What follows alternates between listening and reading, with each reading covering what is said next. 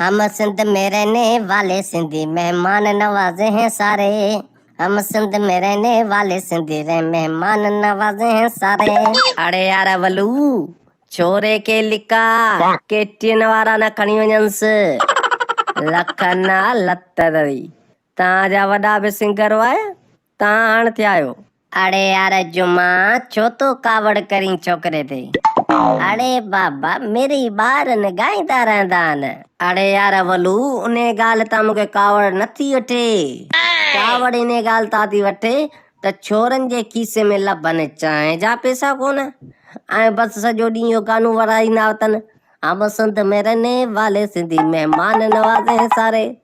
अरे घर में लभे भाॼी कोन हाणे साईं ही वरी गाना ॻाईंदा वतन। इन ॻाल्हि तां मूंखे बाहि थी वठे, ॿियो कुझु बि कोन्हे वलू।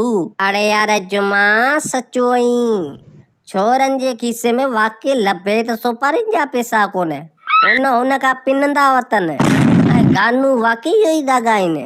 छा कजे बाबा टिकटोकर पुट न सॼो ॾींहुं इहो गानो थो अचे न साम्हूं त पोइ साईं छोरनि खे कीड़ो बि बिहे। अरे यार वलू ममताज मोलाईअ छॾियो आहे छोरनि जो कमु लाहे। जेके बि छोरा मर्द हुआ न सफ़ा रनू करे छॾियईं साईं। उन ॾींहुं बाबा होटल ते मानी खाइण वियमि, काकूस ते पेशाब करण वियमि, अंदर इहो गानो बोले हम सिंध में रहने वाले सिंधी रह मेहमान नवाजे हैं सारे। मूं सम्झो त वरी काकूस में कहिड़ो वरी महिमान ईंदुसि। बाबा मूंखे त अहिड़ी बाहि वती, मूं चयो काकूस में वञी पादर ठोकियांसि पर छोरो को बची वियो। अरे यार जुमा 100% सचो है बाबा। छोरा बाबा अॼुकल्ह जा एॾा हरामी।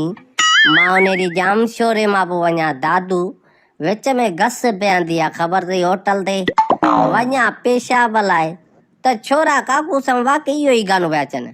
हम सिंध में रहने वाले सिंधी मेहमान नवाजे हैं सारे।